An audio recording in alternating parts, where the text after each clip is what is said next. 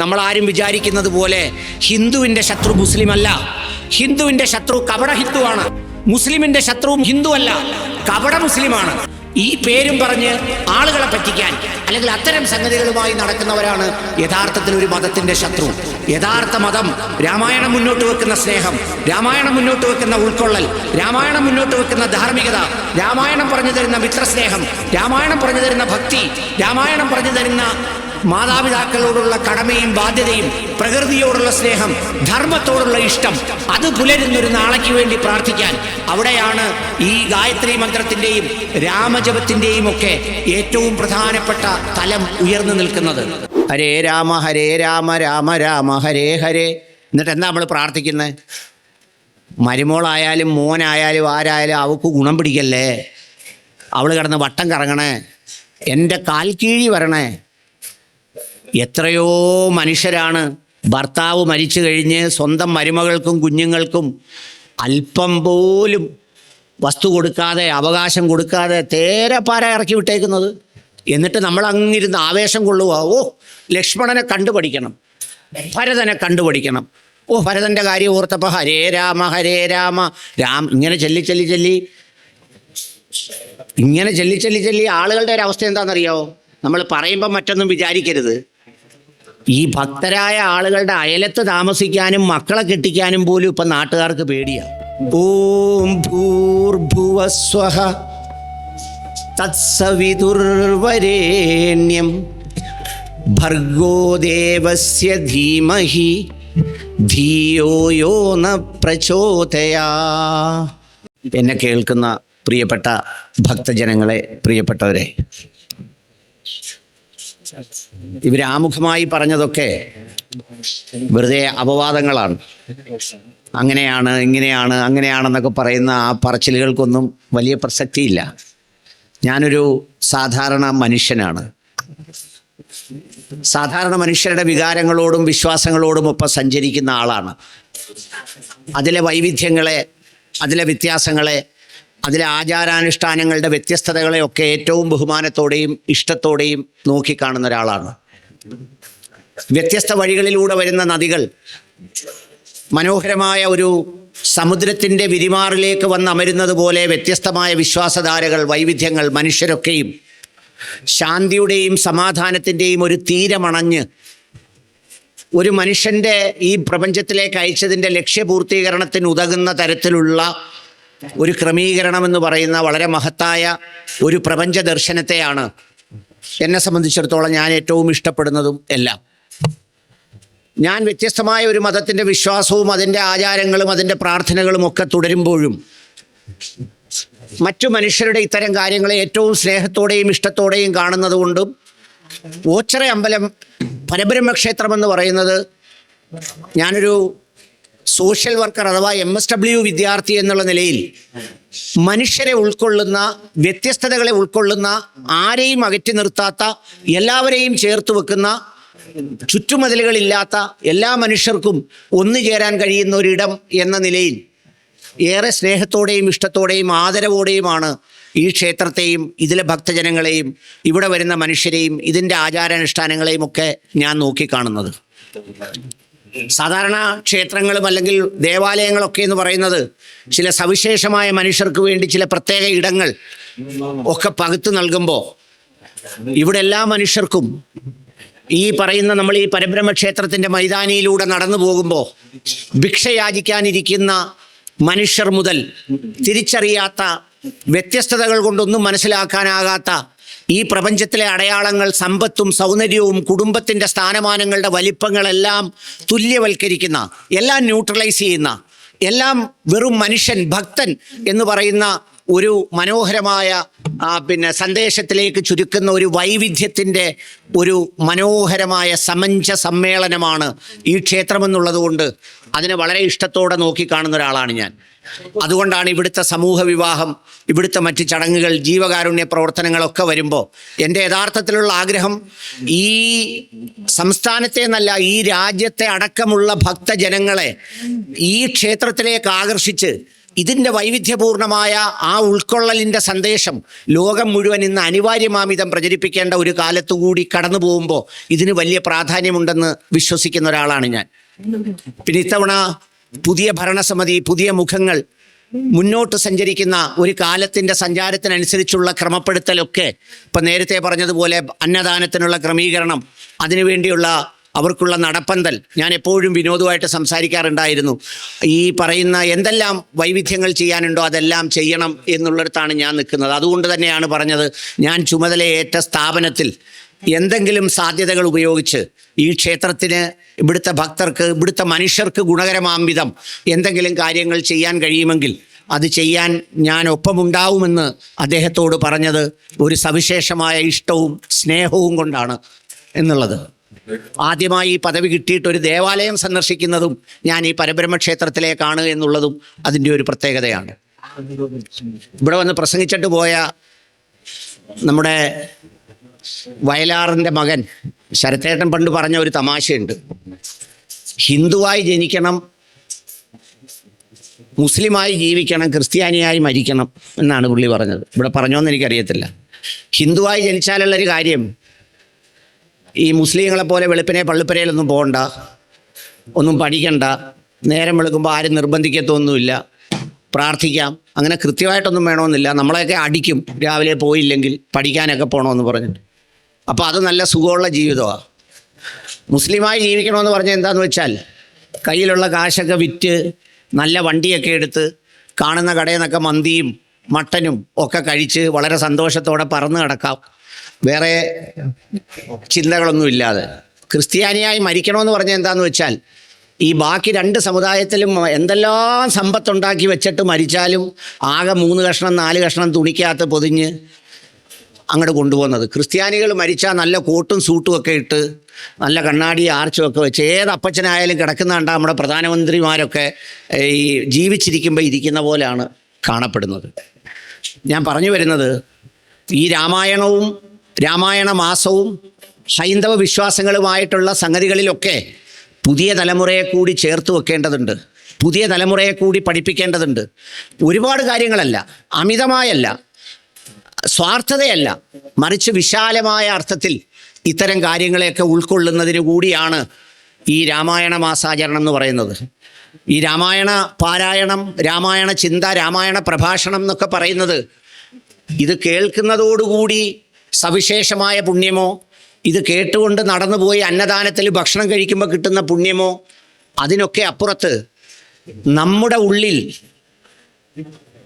ഒരു സമഗ്രമായ, ഒരു കൃത്യമായ മനുഷ്യ ജീവിതത്തിൻ്റെ പ്രപഞ്ച ദർശനമാണ് രാമായണം വരച്ചു കാട്ടുന്നത്. രാജധർമ്മത്തെക്കുറിച്ച്, സഹോദരധർമ്മത്തെക്കുറിച്ച്, കുടുംബധർമ്മത്തെക്കുറിച്ച്, മറ്റിടപാടുകളെക്കുറിച്ച് ഒക്കെ വളരെ കൃത്യവും മനോഹരവുമായി വരച്ചു കാട്ടുന്ന രാമായണത്തിലൂടെ സഞ്ചരിക്കുമ്പോൾ, ഓരോ രാമായണ മാസവും കഴിയുമ്പോൾ ഈ രാമായണ മാസം വന്നിരുന്ന് കേട്ടുകൊണ്ടിരിക്കുന്നതിൽ നിന്ന് എൻ്റെ ജീവിതത്തിൽ ഞാൻ എന്തു പകർത്തി എന്ന ഏറ്റവും വലിയൊരു അന്വേഷണമാണ് ഇതിൻ്റെ ഏറ്റവും പ്രധാനപ്പെട്ട പ്രത്യേകത.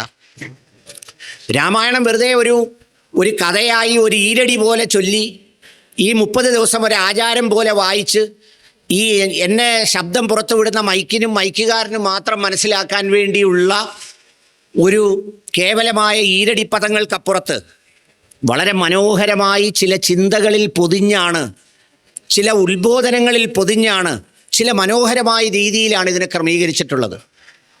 നിങ്ങൾ കേട്ടിട്ടുണ്ടാവും ഗായത്രി മന്ത്രം. ഗായത്രി മന്ത്രത്തിൻ്റെ യഥാർത്ഥത്തിൽ അതിനെ സാവിത്രി മന്ത്രം എന്നും പറയാറുണ്ട്. ഗായത്രി മന്ത്രം എന്നൊക്കെ പറയുമ്പോൾ അറിഞ്ഞുകൂടാത്ത ഒരുപാട് പേരുണ്ട്. ഞാൻ ചില സംശയങ്ങൾ തീർക്കാൻ ചിലരെയൊക്കെ വിളിക്കുമ്പം അവരെന്നോട് ചോദിക്കുന്നുണ്ട്, അതെന്തുവാ ഇതെന്തുവാ എന്നൊക്കെ. ഞാൻ പഠിച്ചിട്ട് ഇനി ഞാൻ പറയുമ്പോൾ തെറ്റിപ്പോരുതല്ലോ. നിങ്ങൾ കേട്ടിട്ടുണ്ടാവും, വളരെ മനോഹരമായി പാടിയിട്ടുണ്ട്.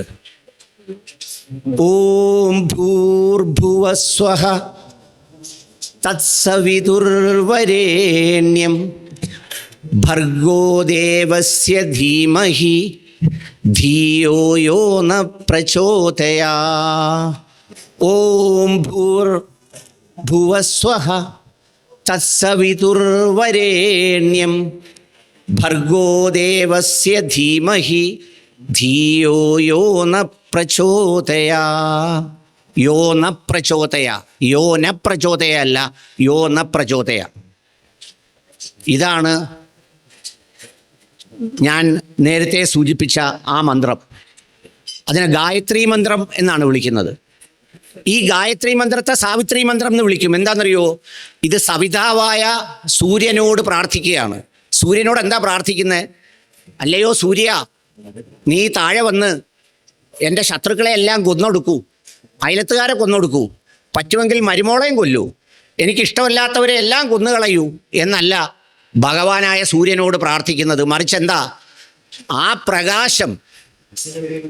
പ്രകാശം എന്നിലേക്ക് വന്ന് എന്നെ അങ്ങോട്ട് പ്രചോദിപ്പിക്കൂ, എൻ്റെ ബുദ്ധിയെ അങ്ങോട്ട് പ്രചോദിപ്പിക്കൂ. എനിക്ക് കടം തീർത്തു തരൂ, എൻ്റെ വസ്തു വലിയ വിലയ്ക്ക് വിറ്റ് തരൂ, എൻ്റെ മോനോ മോൾക്കോ MBBSന് എന്തെങ്കിലും കിട്ടുന്ന തരത്തിലേക്ക് എത്തിക്കൂ, ഒന്നുമല്ല പറയുന്നത്. മറിച്ച് എൻ്റെ ബുദ്ധിയെ പ്രചോദിപ്പിക്കാനാണ് പറയുന്നത്. ആ ബുദ്ധിയെ പ്രചോദിപ്പിക്കുന്നതിലൂടെ, ഈ പ്രകാശത്തിലൂടെ നമ്മുടെ മനസ്സിൻ്റെ ഇരുട്ടാകെ മാറണം. ഇരുണ്ട ചിന്താഗതി മാറണം, കുടുസ് ചിന്താഗതി മാറണം, ഇടുങ്ങിയ ചിന്താഗതികൾ എടുത്ത് ദൂരെ കളയണം. ജാതിയുടെയോ മതത്തിൻ്റെയോ വർഗത്തിൻ്റെയോ വർണ്ണത്തിൻ്റെയോ സാമ്പത്തികത്തിൻ്റെയോ നമുക്കിഷ്ടമല്ലായ്മയുടെയോ പേരിൽ നാം നമ്മുടെ ഉള്ളിൽ കൊണ്ട് നടക്കുന്ന അഴുക്കിനെ, കറുപ്പിനെ, അതിനെ പൂർണ്ണമായും ഇല്ലാതാക്കണം. എൻ്റെ ബുദ്ധിയെ പ്രചോദിപ്പിക്കണം. അതിൽ എത്ര അക്ഷരം ഉണ്ടെന്നറിയോ? അതിൽ 24 അക്ഷരമുണ്ട്. ഇത് സവിതാവിനോട് പറയുന്നത് കൊണ്ടാണ് ഇതിനെ സാവിത്രി മന്ത്രം എന്ന് വിളിച്ചത്. ഇതിനെ ഗായത്രി മന്ത്രം എന്ന് പറയാൻ കാരണം അതിൻ്റെ ഛന്ദസ്സാണ്. അതിൻ്റെ ക്രമീകരണത്തിൻ്റെ ആ അക്ഷരത്തിൻ്റെ ദൈർഘ്യം 24 അക്ഷരങ്ങളായതുകൊണ്ടാണ് ഗായത്രി മന്ത്രം എന്ന് വിളിക്കുന്നത്. ആ 24 അക്ഷരങ്ങളിൽ ഓരോ അക്ഷരങ്ങളും 1000 ശ്ലോകങ്ങൾക്കെന്ന കണക്കിലാണ് 24,000 ശ്ലോകങ്ങളിൽ രാമായണം രചിക്കപ്പെട്ടിട്ടുള്ളത്. ഓരോ 1000 ശ്ലോകങ്ങളും ഇതിലെ ഒരക്ഷരം വെച്ചാണ്. തത്, ത, ഇത്, അടുത്ത ത, ഇങ്ങനെ 1000 അക്ഷരങ്ങളിൽ വെച്ചാണ് ഈ ഗായത്രി മന്ത്രത്തിൽ പൊതിഞ്ഞാണ് രാമായണം യഥാർത്ഥത്തിൽ അവതരിപ്പിച്ചത്. അതുകൊണ്ടാണ് ഈ രാമായണത്തിലെ 24,000 ശ്ലോകവും വായിക്കുന്നതിന് പകരം ഈ ഗായത്രി മന്ത്രം അത് ഹൃദയത്തിൽ ചൊല്ലി പൂർണ്ണതയോടെ പ്രാർത്ഥിച്ചാൽ ഈ രാമായണത്തിൻ്റെ സന്ദേശമടക്കമുള്ള ഹൃദയത്തെ ശുദ്ധീകരിക്കുന്ന ഏറ്റവും മനോഹരമായ പ്രാർത്ഥനയുടെ ഭാവമായി മാറുന്നത്. അത് ചൊല്ലി പ്രാർത്ഥിക്കണം. എപ്പോഴൊക്കെയാണ് പ്രാർത്ഥിക്കാൻ പറഞ്ഞത്? പ്രഭാതത്തിൽ, മധ്യാഹ്നത്തിൽ, ത്രിസന്ധ്യാ നേരത്ത്, ഈ 3 സമയങ്ങളിൽ പ്രാർത്ഥിക്കാൻ പറഞ്ഞു. എന്തിനാ തുടർച്ചയായിട്ട് പ്രാർത്ഥിക്കാൻ പറഞ്ഞത്? മനുഷ്യരാകുന്ന നമ്മൾ ഏത് വർഗത്തിൽപ്പെടുന്നതാണെന്നും നമ്മുടെ ചിന്തകൾ ഏതെല്ലാം തരത്തിൽ മാറിപ്പോകുമെന്നും ഏതെല്ലാം മാർഗങ്ങളിലൂടെ നമ്മൾ സഞ്ചരിക്കുമെന്നും നമ്മളെക്കുറിച്ച് നന്നായിട്ടറിയാവുന്നത് നമ്മളെ സൃഷ്ടിച്ച ഈശ്വരനാണ്, ദൈവത്തിനാണ്. ആ ദൈവത്തിന് നിർബന്ധമുണ്ട് നമ്മളെപ്പോഴും കവറേജിലായിരിക്കണം. ഇപ്പം അമ്മമാർക്ക് കവറേജ് എന്നൊക്കെ പറഞ്ഞാൽ പറയുന്നതിന് വലിയ പ്രശ്നമില്ല. കയ്യിലിരിക്കുന്ന മൊബൈൽ ഫോണിനകത്ത് ചിലരെടുത്ത് നോക്കിയിട്ട് പറയല്ലോ, മറ്റേ സുന കാണുന്നില്ല മോളെ, അത് കാണുന്നില്ല, അതുകൊണ്ട് പറ്റുന്നില്ലെന്ന് പറയുന്നില്ല. എന്താണ്? നമ്മളെപ്പോഴും റേഞ്ചിലായിരിക്കണം, ദൈവത്തിൻ്റെ കരവലയത്തിനുള്ളിലായിരിക്കണം. ദൈവികതയുടെ തണൽ നമ്മുടെ മേൽ എപ്പോഴും ഉണ്ടാകണം. ദൈവികതയുടെ നിയന്ത്രണങ്ങൾ എപ്പോഴും നമ്മുടെ മേലുണ്ടാകണം. ദൈവികതയുടെ ബോധ്യങ്ങൾ നമ്മുടെ മേൽ എപ്പോഴും ഉണ്ടാകണം. അതുകൊണ്ടാണ് അത് ഒരു മതത്തിൽ മാത്രമല്ല, ഇസ്ലാം മതത്തിൽ 5 നേരത്തെ പ്രാർത്ഥനയാണ്. സാധാരണ ഹിന്ദുമത വിശ്വാസികളായ ആളുകൾ പറയും, ഞങ്ങൾക്കങ്ങനെ പ്രാർത്ഥനയൊന്നും അങ്ങനെയില്ല. ഇങ്ങനെയില്ലെന്ന് ആരാ പറഞ്ഞത്? നിങ്ങളെ സൃഷ്ടിച്ച ദൈവം നിങ്ങളോട് കൽപ്പിച്ചിട്ടുണ്ട്, നിങ്ങൾ പ്രഭാതത്തിൽ പ്രാർത്ഥിക്കണം, മധ്യാഹ്നത്തിൽ പ്രാർത്ഥിക്കണം, അതുപോലെ തന്നെ ത്രിസന്ധ്യാ നേരത്തും പ്രാർത്ഥിക്കണം. എന്താ പ്രാർത്ഥന? പ്രാർത്ഥന എന്നാൽ സ്വാർത്ഥതയല്ല. പ്രാർത്ഥന എന്നാൽ പ്രിയപ്പെട്ട വിശ്വാസികളെ, അത് സ്വാർത്ഥതയല്ല. പരബ്രഹ്മക്ഷേത്രത്തിൽ വന്ന് പ്രാർത്ഥിക്കുമ്പോൾ നിങ്ങൾ ആർക്കൊക്കെ വേണ്ടി പ്രാർത്ഥിക്കണം? ഈ പ്രപഞ്ചത്തിനാകെയും വേണ്ടി നിങ്ങൾ പ്രാർത്ഥിക്കണം. നിങ്ങൾ കയറി വരുമ്പോൾ കാണുന്ന ഈ ഭിക്ഷയാചിക്കുന്ന ഓരോ മനുഷ്യരും ഓരോ പാഠപുസ്തകങ്ങളാണ്, മഹാപാഠപുസ്തകങ്ങൾ. ഇവിടുത്തെ തണലിലും മണ്ണിലും ജീവിക്കുന്ന ഒരു മനുഷ്യനുണ്ട്. ഒരുപാട് പേരുണ്ട്. പക്ഷേ നമ്മൾ അങ്ങനെ പ്രതീക്ഷിക്കാത്തൊരു മനുഷ്യനുണ്ട്. എൻ്റെ ഒരു സുഹൃത്തു കൂടിയായ കരുനാഗപ്പള്ളി MLA CR മഹേഷ്. എല്ലാ ദിവസവും വൈകുന്നേരങ്ങളിൽ അദ്ദേഹം ഇവിടെ വരാറുണ്ട്. ചില ദിവസങ്ങളിൽ എന്നെയും വിളിച്ചുകൊണ്ട് വരാറുണ്ട്. ഇവിടെ വന്നിരുന്ന് ഈ കിടക്കുന്ന ഓരോരുത്തരോടും സംസാരിക്കുമ്പോൾ നമ്മൾ 1000 കാവ്യങ്ങൾ, 1000 പാരായണങ്ങൾ, 1000 മഹത് പുസ്തകങ്ങൾ വായിക്കുന്നതിനേക്കാൾ ഏറ്റവും നമ്മളെ അത്ഭുതപ്പെടുത്തുന്ന ജീവിതങ്ങളുടെ ഉടമയാണ് നമ്മൾ ചിലപ്പോൾ വളരെ നികൃഷ്ടമായ ഭാവത്തോടെ നോക്കിക്കാണുന്ന ഈ ആള്. രാമായണം വായിക്കാൻ കേൾക്കാൻ വരുന്നവർക്ക്, രാമനെക്കുറിച്ച് പറയുന്നവർക്ക്, രാമനെക്കുറിച്ച് ചിന്തിക്കുന്നവർക്ക് അവരെ ഒരിക്കലും മോശം കണ്ണുകൾ കൊണ്ട് നോക്കാൻ കഴിയില്ല. രാമൻ കാട്ടിലൂടെ നടന്നു പോകുമ്പോൾ ഒരു വന്യമൃഗം, ഒരു കാട്ടാന വെള്ളത്തിന് ദാഹം കൊണ്ട് പുളയുന്നു. രാമൻ അവിടെ നിന്ന് അതിന് വെള്ളം കൊടുത്തപ്പോൾ ലക്ഷ്മണന് കോപം വന്നു. ഇങ്ങനെ ഇതിനെല്ലാം വെള്ളം കൊടുത്തു പോയാൽ നമ്മൾ എപ്പോൾ എത്തുമെന്ന് ചോദിച്ചപ്പോൾ രാമൻ തിരിച്ച് ചോദിക്കുന്നുണ്ട്, ഈ ഇതിൻ്റെ കഷ്ടപ്പാടും വിശപ്പും ദാഹവും കണ്ടിട്ട് ലക്ഷ്യത്തിലെത്താൻ വേണ്ടി നീ പാടുപെടുന്ന നിനക്ക് എന്ത് ധീരതയാണ്, എന്ത് ക്വാളിറ്റിയാണുള്ളത് എന്ന് സ്വന്തം സഹോദരനോട് ചോദിക്കുന്നുണ്ട്.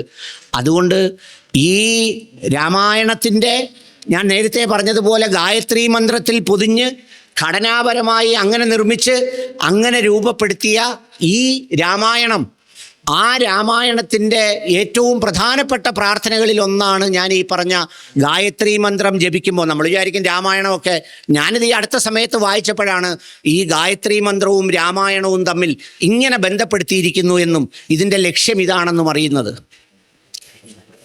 പ്രഭാതത്തിൽ ഗായത്രി മന്ത്രം ജപിക്കാൻ പറഞ്ഞത് എപ്പോഴാ? സൂര്യൻ ഉദിക്കുന്നതിന് മുമ്പേ ഉണർന്ന് പ്രാർത്ഥിക്കണം എന്നാണ് പറഞ്ഞത്. ഇപ്പോഴത്തെ തലമുറയിലെ മക്കള് 11-12 മണിക്കാണ് എഴുന്നേൽക്കുന്നത്. ഈ അടുത്ത സമയത്ത് ഒരു റിപ്പോർട്ട് കാണാനിടയായി, നിങ്ങൾ കണ്ടോന്നറിഞ്ഞില്ല. നമ്മൾ കഴിച്ചുകൊണ്ടിരിക്കുന്ന അരിയാഹാരം മരിച്ചുകൊണ്ടിരിക്കുകയാണത്രേ. എന്ന് പറഞ്ഞാൽ നമ്മൾ വലിയ ഗമേ പറയുമല്ലോ, അരിയാഹാരം കഴിച്ചിട്ടുള്ളവനെല്ലാം ഇനി അങ്ങനെ പറയാനൊക്കില്ല. കാരണം അരിയാഹാരത്തിൻ്റെ ഉപയോഗിക്കുന്നവരുടെ എണ്ണം കുറഞ്ഞു വരിക. പുതിയ തലമുറയിലെ കുട്ടികൾക്ക് ആർക്കും ഇപ്പോൾ അരിയാഹാരമോ മറ്റുള്ള സാധനമൊന്നും വേണ്ട. അവർക്ക് വേണ്ടത് തൂക്കിയിട്ടാട്ടുന്ന കോഴി, അതുപോലെ തന്നെ ചുമന്നിരിക്കുന്ന ഇറച്ചി, അല്ലെങ്കിൽ അതുപോലെ അവരുടെ ന്യൂ ജനറേഷൻ ഫുഡുകളിലാണ് അവർക്കിഷ്ടം. അവർ ഈ പറഞ്ഞ സംഗതികളിലേക്കൊന്നുമില്ല. അപ്പം എന്താ പറഞ്ഞത്?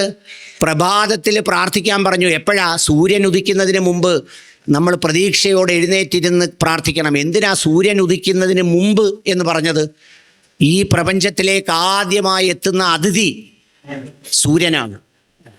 ഒരതിഥി വീട്ടിലേക്ക് വരുമ്പോൾ ആതിഥേയൻ ആ അതിഥിയെ കാത്തിരിക്കണം, സവിതാവിനെ കാത്തിരിക്കണം. ആ സവിതാവിനെ കാത്തിരിക്കുന്ന അതിഥി ഏറ്റവും ഇഷ്ടത്തോടെയും സന്തോഷത്തോടെയും കാത്തിരുന്ന് അതിനോട് എന്താ പറയുന്നത്, സ്നേഹം ചോദിക്കണം. ഈ പ്രാർത്ഥിക്കുന്നതിന് ദിശയും കൽപ്പിച്ചിട്ടുണ്ട്. ഞാൻ യഥാർത്ഥത്തിൽ ഈ മതങ്ങൾ തമ്മിൽ എന്തിന് സംഘർഷം, മതങ്ങൾ തമ്മിൽ എന്തിന് ഏറ്റുമുട്ടൽ? ഞാൻ പരബ്രഹ്മ ക്ഷേത്രത്തിൽ വന്ന് പ്രസംഗിക്കുമ്പോൾ എന്തിന് നിങ്ങൾ എൻ്റെ ജാതി നോക്കുന്നു? ഒരു ദേവാലയത്തിൽ അല്ലെങ്കിൽ ഒരു മസ്ജിദിൽ വേറൊരു ജാതിയിൽപ്പെട്ട ആൾ വന്ന് പ്രസംഗിച്ചാൽ എന്തിന് അയാളുടെ ജാതി നോക്കുന്നു എന്ന് ചോദിക്കത്തക്ക നിലയിൽ വ്യത്യസ്ത മതഗ്രന്ഥങ്ങളിലെല്ലാം മനുഷ്യനെ നേരായ മാർഗത്തിലേക്ക് സഞ്ചരിക്കുന്നതിന് ആ ക്രമീകരണം ഉണ്ടാക്കിയിരിക്കുന്നതെല്ലാം സമാനമായ രീതിയിലാണ്. ഒരു ഇസ്ലാം മതവിശ്വാസി രാവിലെ ഉണർന്നെഴുന്നേറ്റ് പ്രഭാത നമസ്കാരത്തിനായി പള്ളിയിൽ പോകുമ്പോൾ ഒരു ഹിന്ദു മതവിശ്വാസിയോട് സൂര്യൻ ഉദിക്കുന്നതിന് മുമ്പ് നീ എഴുന്നേറ്റ് കിഴക്കോട്ട് നോക്കി ഗായത്രി മന്ത്രം ജപിക്കാനാണ് പറഞ്ഞിരിക്കുന്നത്. മനസ്സർപ്പിച്ചുകൊണ്ട് ഗായത്രി മന്ത്രം ജപിക്കാൻ, പ്രാർത്ഥിക്കാൻ. എന്ത് പ്രാർത്ഥന? മനുഷ്യർക്കെല്ലാവർക്കും എന്നിൽ നിന്ന് നന്മയുണ്ടാകണം, മനുഷ്യർക്കെല്ലാവർക്കും എന്നിൽ നിന്ന് ഗുണമുണ്ടാകണം, മനുഷ്യർക്കെല്ലാവർക്കും എന്നിൽ നിന്ന് ഈ പറയുന്ന തിന്മകളിൽ നിന്ന് മാറി നന്മയിലേക്ക് സഞ്ചരിക്കാനാവണം. നിങ്ങൾക്ക് ആർക്കെങ്കിലും ഈ ഉപനിഷത്തിലെ വരികൾ അറിയാവോ? ഞാൻ പലരെയും വിളിച്ചു ചോദിച്ചടാ ഉപനിഷത്തിലെ വരികൾ അറിയാവോ? പലരും പറഞ്ഞേ ഉപനിഷത്തുമായിട്ടൊന്നും ഞങ്ങൾക്ക് ബന്ധമില്ല, ആകപ്പാട് അമ്പലത്തിൽ ഭാഗവത പാരായണം നടക്കുമ്പോഴും അത്തരം സന്ദർഭങ്ങളിലും പോകാറേ ഉള്ളൂ എന്ന് പറഞ്ഞു. അപ്പം ഞാൻ അതിൻ്റെ 2 വരി ചൊല്ലിക്കൊടുത്തു. നിങ്ങൾക്കും അറിയാവുന്നതാ അതിൻ്റെ 2 വരി. ഏതാ?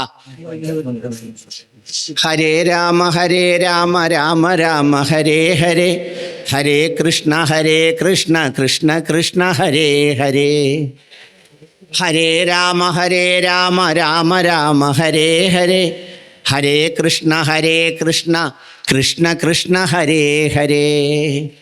രാമായണവുമായി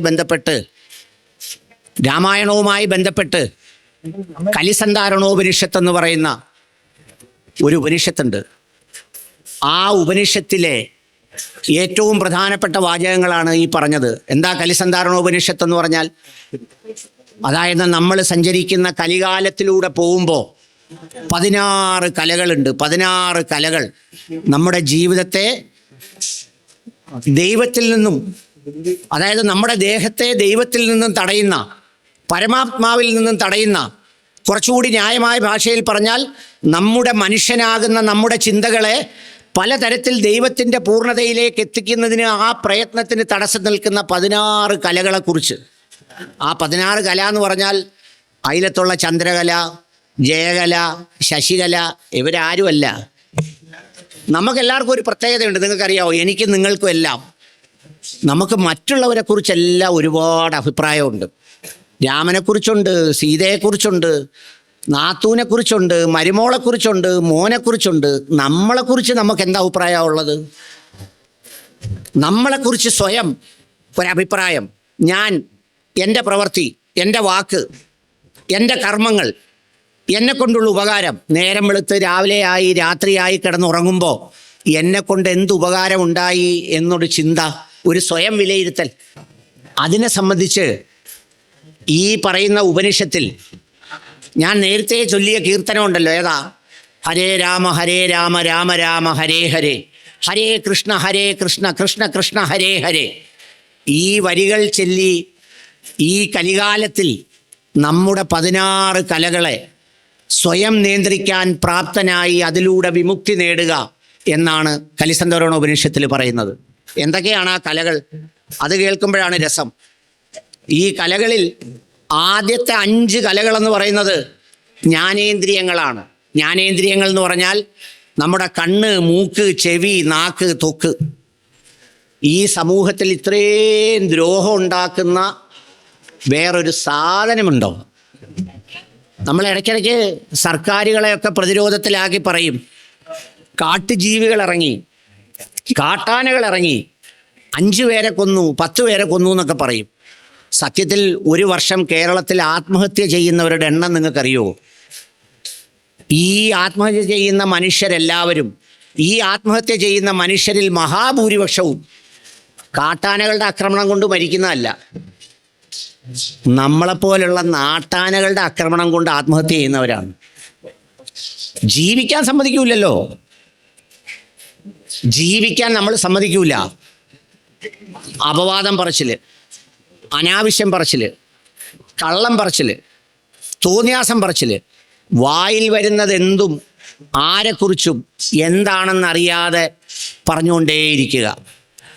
അതുകൊണ്ട് രാമായണ മാസത്തിലെ അല്ലെങ്കിൽ അമ്പലത്തിൽ വരുന്നതിൻ്റെ ഏറ്റവും പ്രധാനപ്പെട്ട ഒരു ആവശ്യം നമ്മൾ ദൈവത്തിനോട് പറയേണ്ട എന്താ? എൻ്റെ ദൈവമേ, എൻ്റെ കണ്ണിനെ സൂക്ഷിക്കാൻ എനിക്ക് കരുത്ത് തരണേ.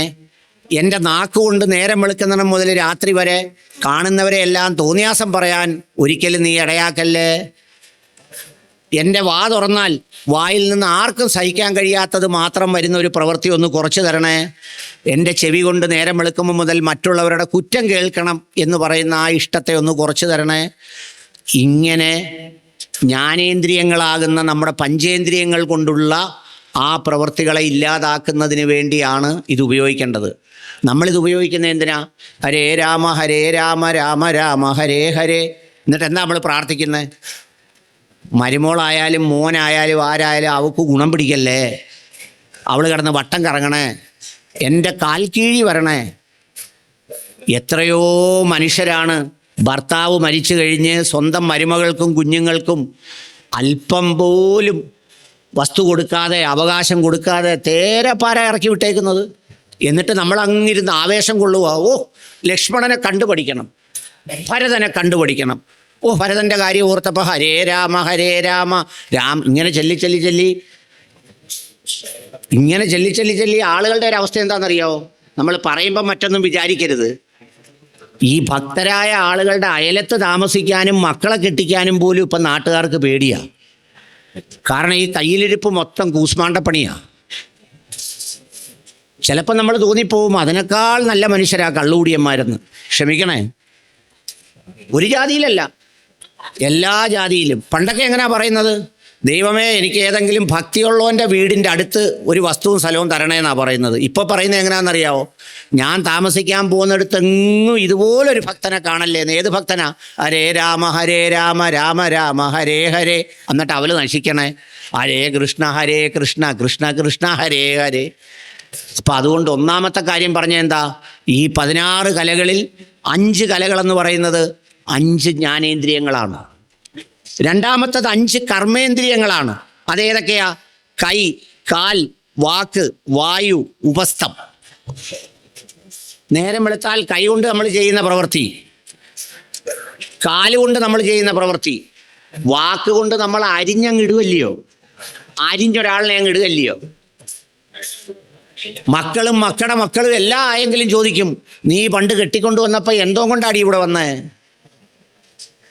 നമുക്ക് തോപ്പിക്കണം. നമ്മൾ ഈ രാമായണ പ്രഭാഷണം എല്ലാം കേട്ടിട്ട് ആ ഊർജം മുഴുവൻ കൊണ്ടുവന്ന് എവിടാ പ്രയോഗിക്കുന്നത്? നമ്മുടെ ഈ കർമ്മേന്ദ്രിയങ്ങളെ എല്ലാം അഴിച്ചുവിടാൻ വേണ്ടിയിട്ടാണ് നമ്മൾ ഉപയോഗിക്കുന്നത്. യഥാർത്ഥത്തിൽ നമ്മുടെ കൈകൾ ഇന്ന് എത്രയോ ക്ഷേത്രങ്ങളിലാണ് മോഷണത്തെ സംബന്ധിച്ചുള്ള വാർത്തകൾ വരുന്നത്. വേറെ ജാതിക്കാർ വല്ലതും ആണോ മോഷ്ടിക്കുന്നത്? അമ്പലത്തിൽ മോഷ്ടിക്കുന്നത് അമ്പലത്തിൽ വിശ്വസിക്കുന്നവർ, മസ്ജിദിൽ മോഷ്ടിക്കുന്നത് മസ്ജിദിൽ വിശ്വസിക്കുന്നവർ എന്ന് പറയുന്നവർ. അല്ലാതെ ആരെങ്കിലും ഇപ്പം ഞാനിവിടെ വന്ന് ഈ പ്രസംഗം നടത്തിയിട്ട് പോകുന്നെങ്കിലും എനിക്ക് കാണിക്കുന്നു വല്ലതും എടുക്കാനോ പോകും. അപ്പം യഥാർത്ഥത്തിൽ എന്താ? നിന്റെ കൈ കൊണ്ട് എന്ത് പ്രവർത്തിച്ചു? ഇസ്ലാം മതത്തിൽ പറയുന്നുണ്ട്, നീ മരിച്ചു എന്ന് കഴിഞ്ഞ് നാളെ പരലോകത്ത് നിന്നോട് ചോദ്യം ചോദിക്കും. ആ ചോദ്യം ചോദിക്കുമ്പോൾ നിന്റെ വായ അങ്ങ് സീല് ചെയ്യും, നിന്റെ വാ അടച്ചു പൂട്ടും, നിന്റെ കൈകളെ കൊണ്ട് സംസാരിപ്പിക്കും, നിന്റെ കാലുകളെ കൊണ്ട് സംസാരിപ്പിക്കും, നിന്റെ അവയവങ്ങൾ ഓരോന്നും കൊണ്ട് സംസാരിപ്പിക്കും. കാരണം ഈ പ്രവർത്തികൾ മുഴുവൻ ചെയ്യുന്നത് നിന്റെ അവയവങ്ങൾ നിന്റെ പ്രവർത്തികൾക്ക് സാക്ഷിയാണ്.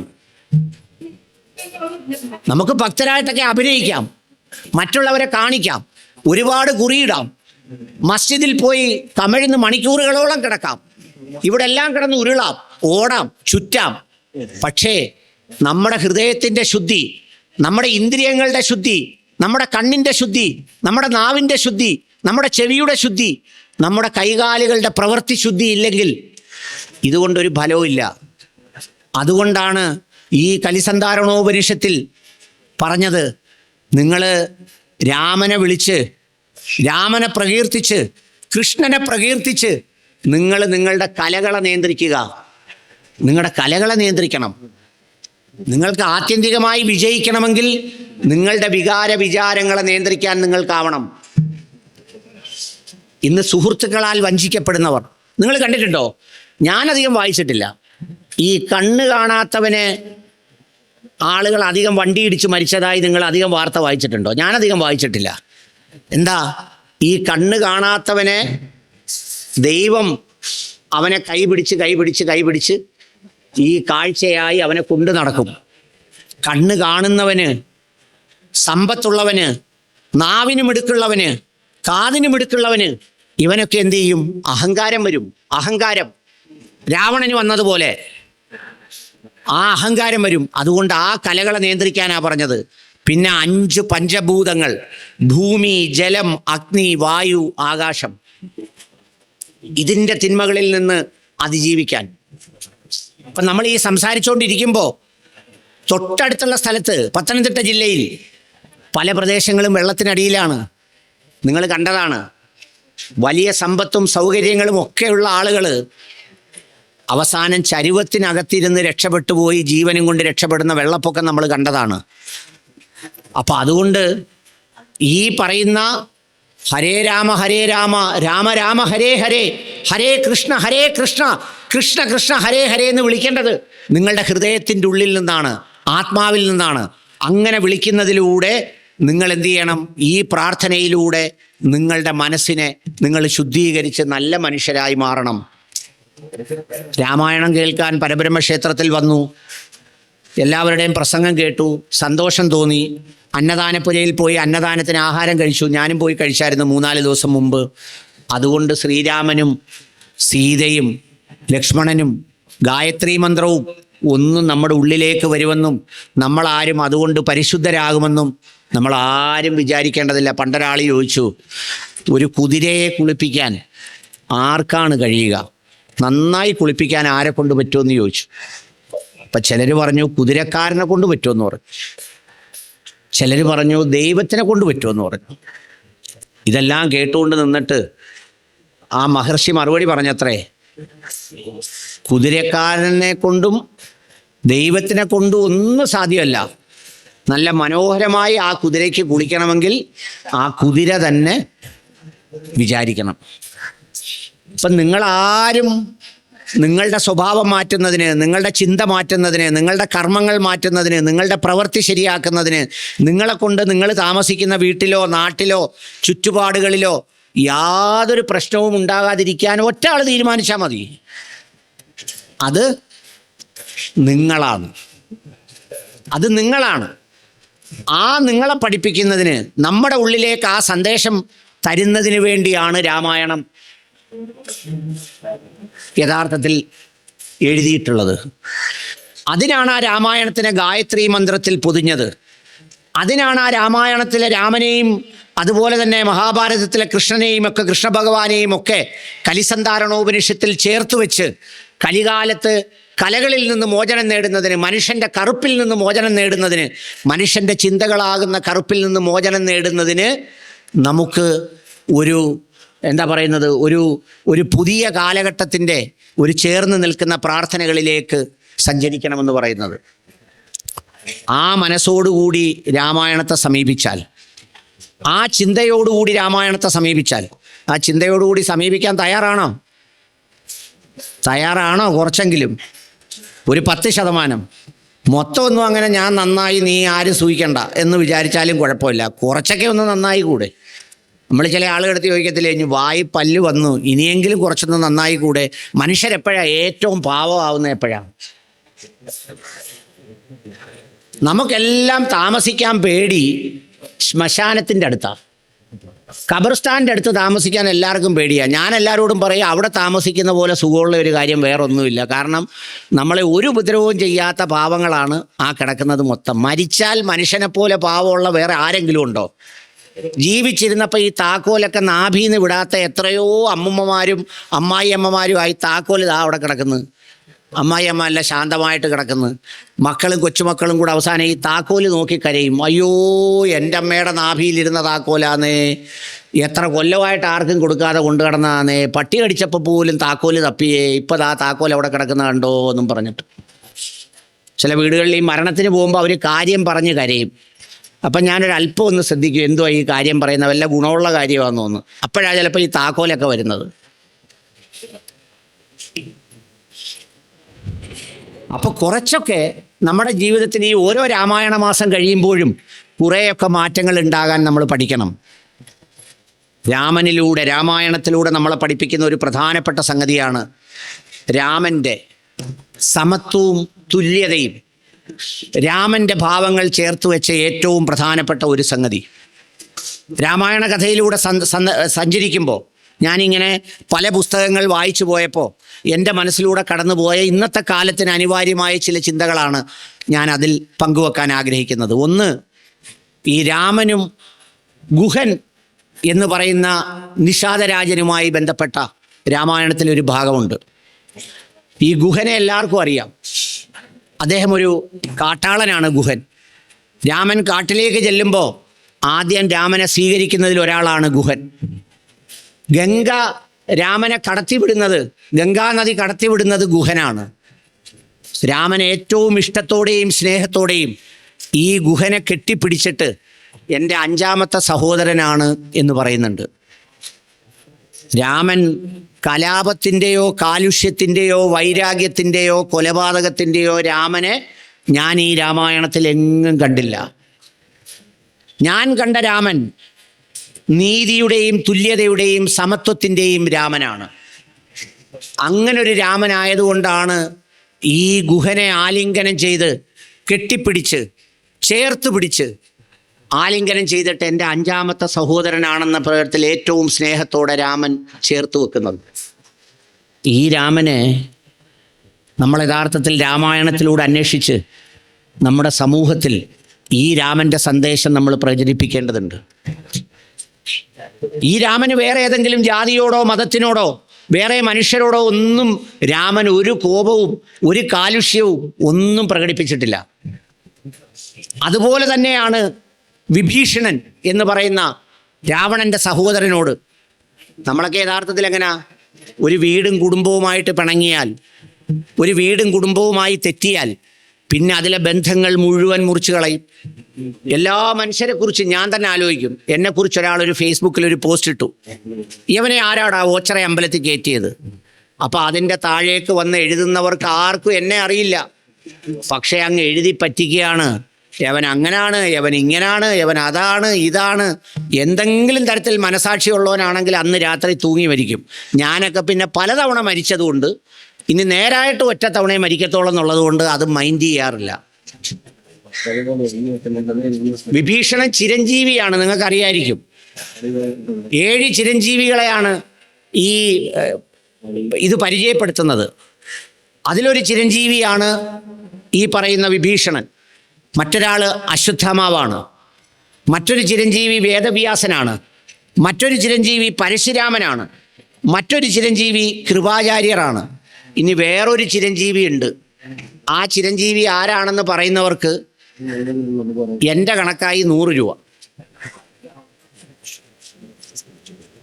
ഹനുമാൻ ഒരു ചിരഞ്ജീവിയാണ്, അത് ഞാൻ കുറഞ്ഞു. ഇനിയൊരു ചിരഞ്ജീവി ഹനുമാൻ ചിരഞ്ജീവിയാ, ഞാൻ വിട്ടുപോയതാ പറയാൻ.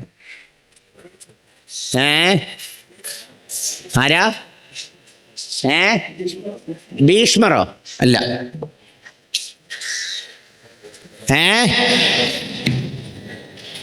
ഇനി ആരും രാമായണത്തിൻ്റെ കഥയിൽ അനിൽ മുഹമ്മദിനെ ഇത് അറിഞ്ഞുകൂടാന്നും പറഞ്ഞ് ആരും വരരുത്, എങ്ങും എഴുതുകയും ചെയ്യരുത്. പിന്നൊരു ചിരഞ്ജീവിയാണ് മഹാബലി.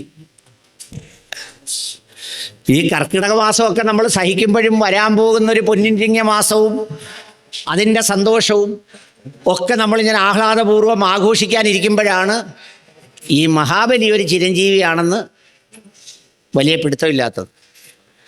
മഹാബലിയെ എല്ലാ വർഷവും ആവർത്തിച്ച് നമ്മളെ കാണാൻ വരുന്നു എന്ന വിശ്വാസമൊക്കെ ഇതുമായി ബന്ധപ്പെട്ടുണ്ട്. അപ്പം ഞാൻ പറഞ്ഞത്, രാമനിലൂടെ രാമൻ്റെ ഏറ്റവും വലിയ സാമൂഹിക ധർമ്മമായി നമ്മൾ പഠിക്കേണ്ടത്, ഒന്ന്, രാമൻ ആരോടും വിദ്വേഷമില്ലാത്ത ഭാവം, രാമൻ ആരോടും വൈരാഗ്യമില്ലാത്ത ഭാവം, ശത്രുവിൻ്റെ സഹോദരനോട് പോലും സ്നേഹത്തിൽ തുടരുന്ന ഭാവം. അതുകൊണ്ട് ഇന്നെൻ്റെ രാമായണം കേൾക്കുന്നവരോട് എനിക്ക് സ്നേഹപൂർവ്വം അഭ്യർത്ഥിക്കാനുള്ള ഒരു കാര്യം, ഇവിടെ വന്ന് ഇത്രയും സമയം പ്രസംഗിക്കുന്നതിന് അതിനുവേണ്ടി കാശൊന്നും തരൂല്ല. 1000 രൂപയോ വേണ്ട പണ്ട് തരുന്നത്, ഇപ്രാവശ്യം തന്നതുമില്ല. വിനോദ് ഇപ്പോൾ സ്റ്റേജൊക്കെ നന്നാക്കി പന്തലുമൊക്കെ ഇട്ട്, പക്ഷേ ഇപ്പോൾ 1000 രൂപ എന്ന് പറയുന്നത് നമ്മൾ സാറിന് കൊടുത്താൽ ചോദിക്കുന്നത് എന്തുവാന്ന്. പക്ഷേ ഓച്ചറ പരബ്രഹ്മ ക്ഷേത്രം ആയതുകൊണ്ട് 1000 രൂപയ്ക്ക് വരുന്നത്. പക്ഷേ എനിക്ക് വേണ്ട ഇതിൻ്റെ ഏറ്റവും വലിയ സംഗതി എന്താണെന്ന് വെച്ചാൽ, ഇന്ന് നിങ്ങൾ പോയിട്ട് നിങ്ങൾ ആരുമായിട്ടെങ്കിലും പിണക്കമുണ്ടെങ്കിൽ ആ പിണക്കമൊന്ന് അവസാനിപ്പിക്കാൻ നിങ്ങളൊന്ന് മുൻകൈ എടുക്കണം. ഞാൻ പലപ്പോഴും പറയാറുണ്ട്, അച്ഛനും അമ്മയും മരിക്കുമ്പോൾ സഞ്ചയനത്തിന് മക്കൾ വന്നിട്ട് പിന്നെ സഞ്ചയനം കഴിഞ്ഞേ പോകത്തുള്ളൂ. ഞാൻ ചോദിക്കും, ഈ അച്ഛനും അമ്മയും ജീവിച്ചിരിക്കുമ്പം ഈ 5 ദിവസം മക്കളും കൊച്ചുമക്കളും എല്ലാം കൂടെ ആ വീട്ടിൽ വന്ന് താമസിച്ചാൽ എന്തോ ഒരു സന്തോഷമായിരിക്കും. ഓടിക്കുമോ നിങ്ങളാരെങ്കിലും? പക്ഷേ സഞ്ചയനത്തിന് എല്ലാവരും വന്ന് അവിടെ ഇരുന്ന് കരയുന്നു, ഇവിടെ ഇരുന്ന് കരയുന്നു, എന്നിട്ട് വായ്ക്കരി ഇട്ട് കൊടുക്കുന്നു. വായ്ക്കരിയൊക്കെ ഇട്ട് കൊടുക്കണം, വിശ്വാസം ആചാരപ്രകാരമൊക്കെ ചെയ്യണം. പക്ഷേ ജീവിച്ചിരിക്കുമ്പോൾ നമ്മൾ കൊടുക്കുന്നതങ്ങ് അവരുടെ വയറ്റിലോട്ട് പോയാൽ ഉണ്ടാകുന്ന സന്തോഷം ഒന്ന് ആലോചിച്ച് നോക്ക്. പക്ഷേ അതിന് അമ്മമാരും ഒരു കാര്യം ശ്രദ്ധിക്കണം, ഇങ്ങനെ വാരി തരുമ്പോൾ കൈ കടിക്കരുത്.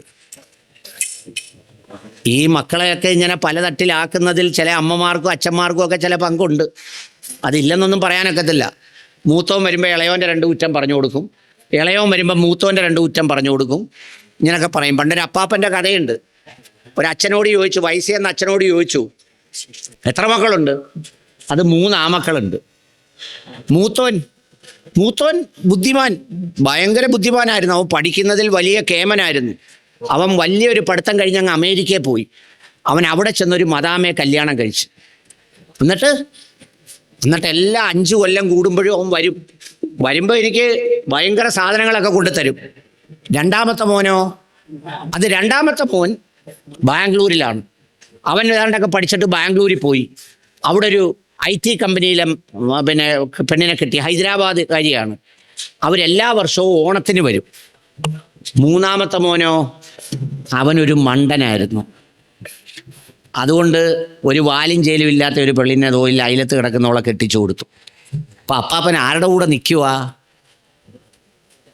അത് ഈ മണ്ടനായ മോൻ്റെ കൂടെ മരുമോടെ കൂടെയാണ് നിൽക്കുന്നത്. മിടുക്കരായ രണ്ടുപേരും എപ്പോൾ വരും? അച്ഛനെ പെട്ടി വെച്ചേക്കുമ്പം അവർ പുറത്തുനിന്ന് വരും. ഇപ്പം പെട്ടി വെച്ചേക്കുമ്പോഴും വരുത്തില്ല. അച്ഛൻ പോകുന്നത് ലൈവ് കാണിച്ചു കൊടുക്കും. ഇങ്ങനെ അച്ഛൻ ചിരിച്ചുകൊണ്ട് കിടക്കുന്നുണ്ടോ? ഒരുപാട് രാമായണ മാസം കേട്ടതുകൊണ്ടാണ് അച്ഛൻ ചിരിച്ചുകൊണ്ട് കിടക്കുന്നത്. രാമായണ മാസം കേട്ടോണ്ടല്ല ചിരിച്ചുകൊണ്ട് കിടക്കുന്നത്. ഐസ് പെട്ടിക്കകത്ത് വെച്ചാൽ ആരും ചിരിക്കും. ഒരു ദിവസം വെച്ചാൽ ഇച്ചിരി ചിരിക്കും. 2 ദിവസം വെച്ചാൽ നല്ലപോലെ ചിരിക്കും. 3 ദിവസം ഇരുന്നാൽ മോഹൻലാൽ ചിരിക്കുന്ന പോലെ ചിരിക്കും. മരണം കൊണ്ട് ആരും നന്നാവുന്നില്ല, ഒരാളും നന്നാവുന്നില്ല. ജീവിതത്തിൻ്റെ തുടർച്ചയാണ് മരണം. അപ്പം അതുകൊണ്ട് ഞാൻ പറഞ്ഞത്, സ്നേഹത്തിൻ്റെ ഏറ്റവും പ്രധാനപ്പെട്ട ഒരു ഉദാഹരണമായിരുന്നു ഈ പറഞ്ഞ രാമൻ്റെ ജീവിതം. സാമൂഹികമായി നാം ഉൾക്കൊള്ളേണ്ടതാണ്. കുടുംബ ബന്ധങ്ങൾ ഒരുപാട് തകർച്ചയിലാണ്. എത്ര വലിയ വലിയ കുടുംബങ്ങളിലാണെന്നറിയാമോ? പരസ്പരം സഹോദരന്മാർ തമ്മിൽ മിണ്ടുന്നില്ല, ഇടപെടുന്നില്ല. രാമായണ മാസം കഴിഞ്ഞു പോകുന്നു. ക്ഷേത്രങ്ങളിലും ദേവാലയങ്ങളിലുമൊക്കെ ഒരുപാട് പ്രാർത്ഥനകളുണ്ട്, ഒരുപാട് ആചാരങ്ങളുണ്ട്, ഒരുപാട് സംഗതികളുണ്ട്, പുതിയ പുതിയ വെറൈറ്റി പ്രാർത്ഥനകളുണ്ട്. പക്ഷേ മനുഷ്യൻ പല കാരണങ്ങളാൽ അകന്നു പോകുന്നു. എന്നിട്ട് എല്ലാവരും സ്നേഹിക്കാൻ വരുന്നത് മരിച്ചു കഴിഞ്ഞ് സഞ്ചയനത്തിനാണ് വരുന്നത്, അല്ലെങ്കിൽ 3-ാം ഭാത്യയ്ക്കാണ് വരുന്നത്, അല്ലെങ്കിൽ 40 നടത്തുമ്പോഴാണ് വരുന്നത്. അങ്ങനെയല്ല, ജീവിച്ചിരിക്കുമ്പോൾ ഈ ധാർമ്മികതയും മൂല്യങ്ങളും മനുഷ്യൻ്റെ ജീവിതത്തിൽ ഉണ്ടാക്കണമെന്ന് പഠിപ്പിച്ചതാണ് ഈ പറഞ്ഞ രാമനിലൂടെ. ഭരതനിലൂടെ രാമായണം പഠിപ്പിക്കുന്നത് നിസ്വാർത്ഥതയെക്കുറിച്ചാണ്.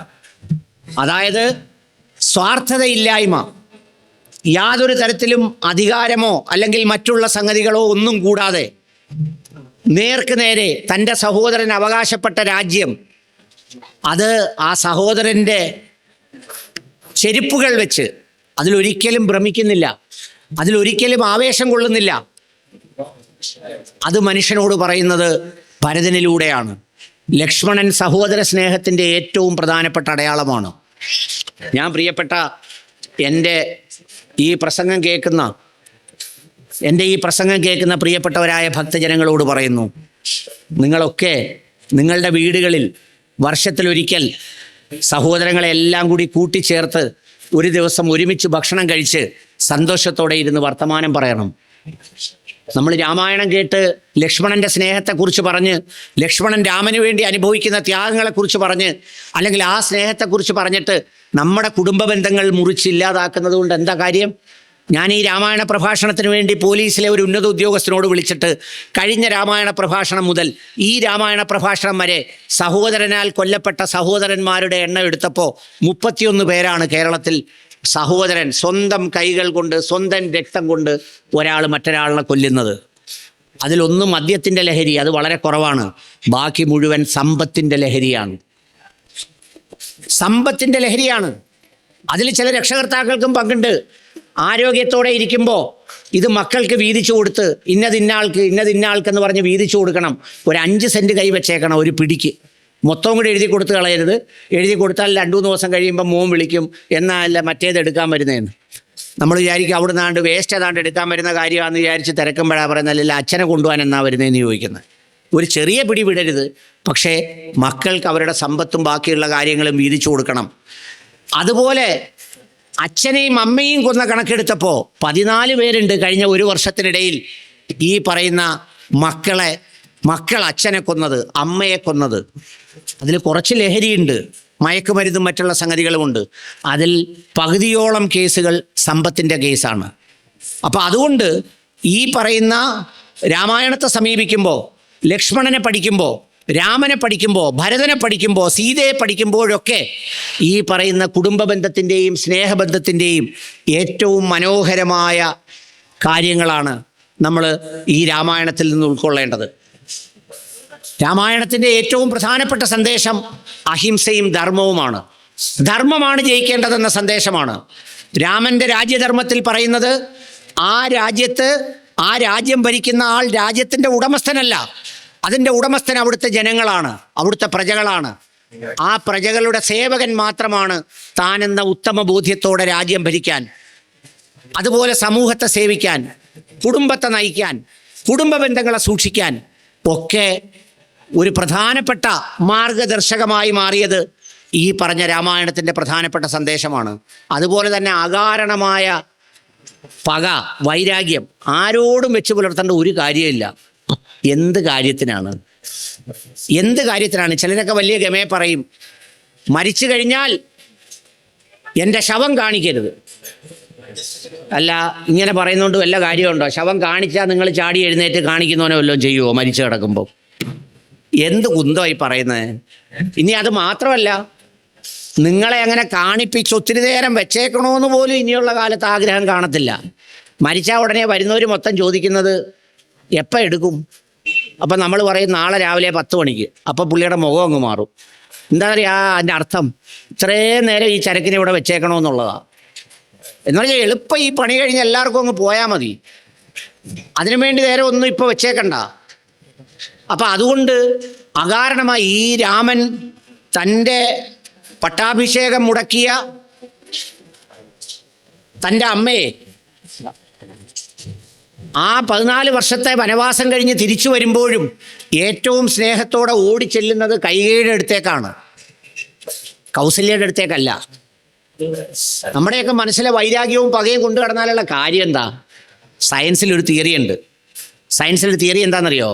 To every action there is equal and an opposite reaction. എല്ലാ പ്രവർത്തനങ്ങൾക്കും തുല്യവും വിപരീതവുമായ ഒരു പ്രവർത്തനമുണ്ട്. നമ്മളൊരാളിനോട് വൈരാഗ്യം കാണിക്കുമ്പോൾ, പക കാണിക്കുമ്പോൾ അയാളെ അതൊട്ടും ബാധിക്കുന്നില്ല. മറിച്ച് നമുക്ക് അതുണ്ടാക്കുന്ന ഭാരം വളരെ കൂടുതലാണ്. ഇപ്പം നേരത്തെ വിനോദ് പറഞ്ഞു, എന്നെ മാനേജിങ് ഡയറക്ടറായിട്ട് നിയമിച്ചു. ആ മാനേജിങ് ഡയറക്ടറായിട്ട് എന്നെ നിയമിച്ചതിൽ വിഷമിക്കുന്ന ആളുകളുണ്ടെന്നിരിക്കട്ടെ. യവനിത് കിട്ടരുത്, യവൻ നശിച്ച് നാറാണക്കല്ലെടുക്കണമെന്ന് ആഗ്രഹിച്ചവർ ഇനി എത്ര നാൾ അത് ഓർത്ത് വിഷമിക്കണം? ഫേസ്ബുക്ക് തുറക്കുമ്പോൾ ഞാൻ അവിടെ നിൽക്കുന്നു, ഞാൻ ഇവിടെ നിൽക്കുന്നു, ഞാനിതുവല്ലോ അറിയുന്നോ എന്നോട് വൈരാഗ്യമുള്ളവരാരൊക്കെയാണ്? ഈ ജീവിതശൈലി രോഗങ്ങൾ എന്ന് പറയുന്നത് ചോറും പഞ്ചസാരയും മാത്രം തിന്നുമ്പം വരുന്ന രോഗം അല്ലെന്നാണ് എൻ്റെ വിശ്വാസം. നല്ല പരമഭക്തനായ ഒരാൾക്ക്, വളരെ മനോഹരമായി ഗായത്രി മന്ത്രം അതിൻ്റെ അർത്ഥമറിഞ്ഞ് ജപിക്കുന്ന ഒരാൾക്ക്, രാമായണത്തിൻ്റെ സന്ദേശം അതിൻ്റെ അർത്ഥത്തിൽ ഉൾക്കൊള്ളുന്ന ഒരാൾക്ക് ഒരു മാനസിക സമ്മർദ്ദവും, ഒരു ഉറക്കക്കുറവും, ഒരു ജീവിതശൈലി രോഗവും ബാധിക്കേണ്ടതില്ല. എന്ത് കാര്യത്തിനാണ് ബാധിച്ചിട്ട്? കഴിഞ്ഞ ദിവസം രാത്രി വലിയ കാറിനകത്ത് കാർ പോർച്ചിലിട്ട് ചെരുപ്പുമൊക്കെ പട്ടി എടുത്തുകൊണ്ട് പോകാതിരിക്കാൻ വേണ്ടി പ്രത്യേക സ്ഥലത്ത് വെച്ചിട്ട് കിടന്നുറങ്ങി. നേരം വെളുത്തപ്പോൾ രാത്രിയായപ്പോൾ ഒരു തണുപ്പ്. നോക്കിയപ്പം വെള്ളം തട്ടുന്നു ഇവിടെ കട്ടിലേൽ. ഒന്നുകൂടെ എഴുന്നേറ്റ് നോക്കിയപ്പോഴത്തേക്ക് ഇനി ആരെങ്കിലും കിടന്ന് മുള്ളിയതാണോ എന്നറിയാൻ വേണ്ടി തൊട്ട് നോക്കിയപ്പോൾ ഇത്രയും വെള്ളം മുള്ളിയാൽ വരില്ല. നോക്കിയപ്പോൾ എന്തുവാ, വെള്ളം നിറഞ്ഞിരിക്കുക 1ാമത്തെ നിലയിൽ. ഓടി 2ാമത്തെ നിലയിൽ കയറി, പിന്നെ പെരയുടെ മേളിൽ കയറിയില്ല, പേഴ്സും പിടിച്ചുകൊണ്ട് ഇങ്ങനെ നിൽക്കുക. ആ പടം കാണുമ്പോൾ നമുക്ക് തോന്നുന്നത് എന്താണെന്നറിയോ? പണ്ട് വീട്ടിലൊക്കെ ഈ വാപ്പ എലിപ്പത്തായം ഇത് വെക്കുമായിരുന്നു, വെച്ചിട്ട് കുളത്തിൽ കൊണ്ടുപോയി മുക്കി കൊല്ലാൻ വേണ്ടി നമ്മളെ വിടുമായിരുന്നു. അത് മുക്കുമ്പം ചില എലി ചാടിപ്പോയി കരയ്ക്ക് കയറിയിരിക്കില്ല, വെള്ളത്തിൽ വീണിട്ട്. നമ്മൾ വെള്ളത്തിൽ വീണ് എലി എന്ന് പറയുന്ന പോലെ അങ്ങനെ ഇരിക്കുക. കുറേ പേരെ MLA ഒക്കെ ചെന്ന് വിളിക്കുന്നു, താഴെ വാലിൽ അവിടെ പോയി കിടക്കാവുന്നു, വരുന്നില്ല. എന്താ?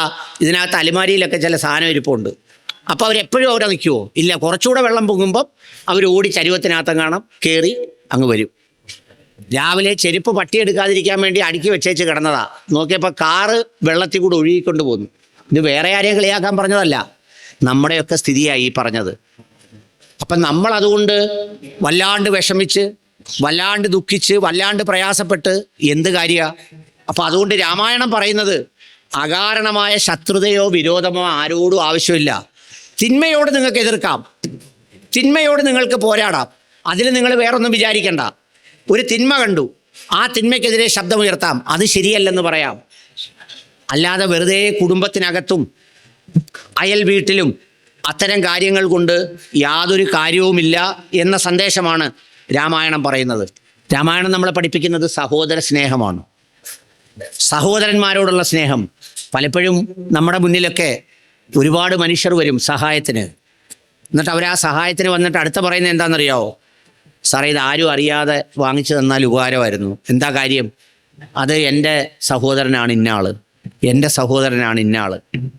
എന്ന് പറഞ്ഞാൽ നമ്മുടെ കൂടപ്പിറപ്പുകളെ പോലും ഉൾക്കൊള്ളാൻ കഴിയാതെ, നമ്മുടെ കൂടപ്പിറപ്പുകളെ പോലും സഹായിക്കാതെ, നമ്മുടെ കൂടപ്പിറപ്പുകളോട് പോലും നീതി കാണിക്കാതെ, നമ്മുടെ മക്കൾ പഠിക്കുന്നത് പോലെ നമ്മുടെ സഹോദരങ്ങളുടെ മക്കൾ പഠിച്ചില്ലെങ്കിലും അവരോടൊരു നീതിപൂർവം പോലും പെരുമാറാത്ത ഒരു കാലത്തു കൂടിയാണ് നമ്മൾ കടന്നു പോകുന്നത്.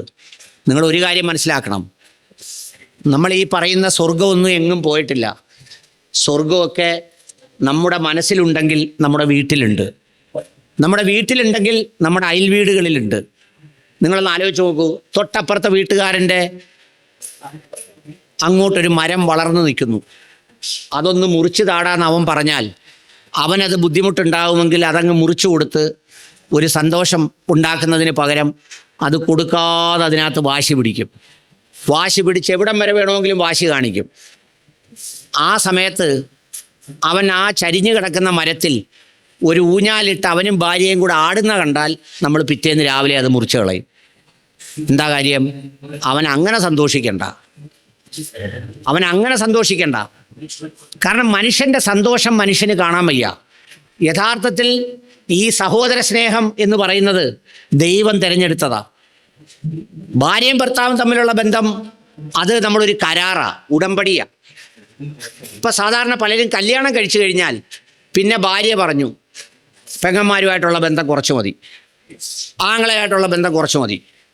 ചില ഭർത്താക്കന്മാരെങ്ങനാ, ഈ സഹോദരന് 1000 രൂപ കൊടുക്കണമെങ്കിൽ ഭാര്യയുടെ കയ്യിൽ നിന്ന് അപ്രൂവൽ വാങ്ങിക്കും.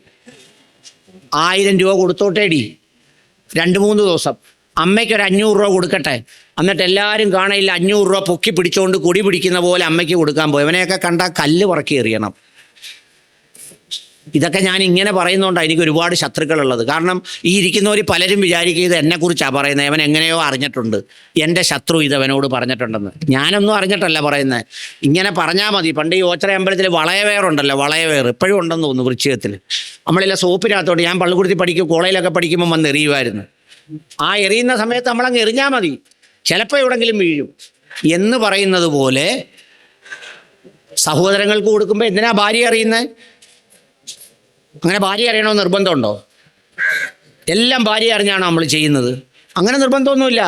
എൻ്റെ സഹോദരൻ എൻ്റെ കൂടപ്പിറപ്പാണ്, അവനെ ഞാൻ സഹായിക്കും, അവന് ചെയ്തിട്ടേ ബാക്കി കാര്യങ്ങൾ ചെയ്യൂ എന്ന് പറയുന്ന ഉറച്ച നിലപാട് സ്വീകരിക്കാൻ കഴിഞ്ഞാൽ ഈ രാമായണം കേട്ടതിന് അർത്ഥമുണ്ട്. അതിന് പകരം ഭാര്യ അന്നേരവും നമ്മൾ വന്ന് ഇവിടെ വന്നിരുന്ന് ആഹാരം കഴിച്ച് ഇതെല്ലാം കഴിഞ്ഞ് നമ്മൾ വീട്ടിൽ പോയി 2 ഏമ്പക്കമൊക്കെ വിട്ട് കിടന്നുറങ്ങി, എന്നിട്ട് ഹരേ രാമ രാമ രാമൻ ഓടും. നിങ്ങൾ വിളിക്കുന്നിടത്തൊന്നും രാമൻ കാണത്തില്ല. ഇപ്പം യഥാർത്ഥത്തിൽ ഈ കപടഭക്തന്മാർ വരുമ്പോൾ ദൈവം ഇറങ്ങി അങ്ങ് പോവുക. എന്തിനാ അവൻ്റെ മോൻ കാണുന്നതെന്നും പറഞ്ഞു. ഈ ദൈവത്തിന് ഈ ഭൂമിയിൽ വെച്ച് വല്ലതും ചെയ്യാൻ പറ്റുമായിരുന്നെങ്കിൽ അവൻ്റെയൊക്കെ കഴുത്തിന് പിടിച്ചോടിച്ചേനെ എന്ന് വിശ്വസിക്കുന്ന ആളാണ് ഞാൻ. നിഷ്കളങ്കമായ ഭക്തിയിൽ ഈ സഹോദര സ്നേഹം നിർബന്ധമാണ്. ഞാൻ എൻ്റെ സഹോദരങ്ങളെ ഞാനിത് പറയാൻ കാര്യം എന്താ? ഇപ്പം ഞാനിത് പറയുമ്പോൾ എൻ്റെ അടുത്ത് ഒരാൾ വരുന്നിട്ട് ഇവിടെ ഇരിപ്പുണ്ട്, കേശവനച്ഛൻ. ചെറുപ്പം മുതലേ എന്നെ കാണുന്നതാണ്. വീട്ടിലെ തേങ്ങയൊക്കെ ഇടുന്നത് കേശവനായിരുന്നു. കേശവനൊരു പ്രത്യേക ദോഷമുണ്ട്. നമ്മൾ രഹസ്യമായിട്ടൊരു കരിക്കിട്ട് തരണേന്ന് പറഞ്ഞാൽ വാപ്പ തെങ്ങിൻ്റെ മേളിൽ കയറിയിരുന്നുകൊണ്ട് കേശവൻ ചോദിക്കും കരിക്കാന്നോ വേണ്ടതെന്ന്. ഇങ്ങനെ വാപ്പ നമ്മുടെ അടുത്ത് 2 അടി തരാൻ വേണ്ടിയായി ചോദിക്കുന്നത്. ഞാൻ പറഞ്ഞത്, നമ്മളങ്ങനെ നമ്മുടെ സാഹചര്യങ്ങളിൽ വളർന്നു വരുമ്പോൾ നമ്മുടെ സഹോദരങ്ങളെ സ്നേഹിക്കാൻ നമുക്കാവണം. സഹോദര സ്നേഹം നിർബന്ധമാണ്. നമ്മുടെ സ്നേഹം അവിടെ നിന്നാണ് ആരംഭിക്കേണ്ടത്.